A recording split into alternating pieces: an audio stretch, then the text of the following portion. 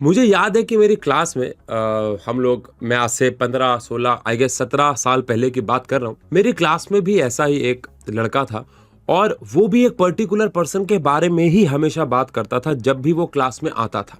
अब ये सब चीज़ें नॉर्मल होती है, इस उम्र में आते हैं लोग बात करते हैं, लेकिन प्रॉब्लम कहाँ शुरू हुई जब एक लिमिट क्रॉस होना शुरू हुई।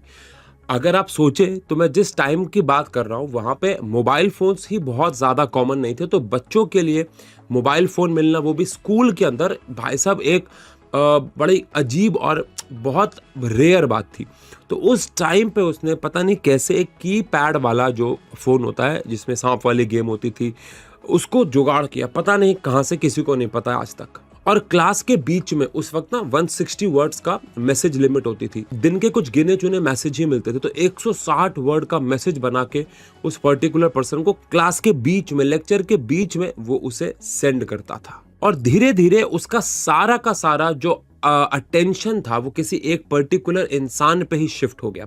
उसने हम लोगों के साथ थोड़ा सा बातचीत कम कर दी, क्लासेस के बीच में लेक्चर्स में वो डिस्ट्रैक्ट होता था, पढ़ाई से तो ध्यान उसका हट ही चुका था।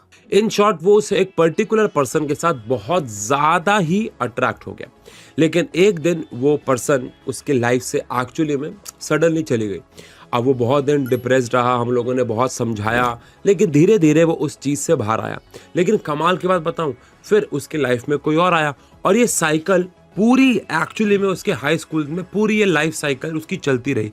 कोई आता रहा, कोई जाता रहा, और ये बात में कुछ भी झूठ नहीं है। और इन सबसे ऑब्वियस सी बात है, सबसे ज़्यादा इफेक्ट उसकी पढ़ाई हुई और कहीं ना कहीं उसकी दोस्ती भी हुई। लेकिन आखिरकार ऐसा होता क्यों है? हम क्यों एक ऑपोजिट जेंडर के बारे में इतना ज़्यादा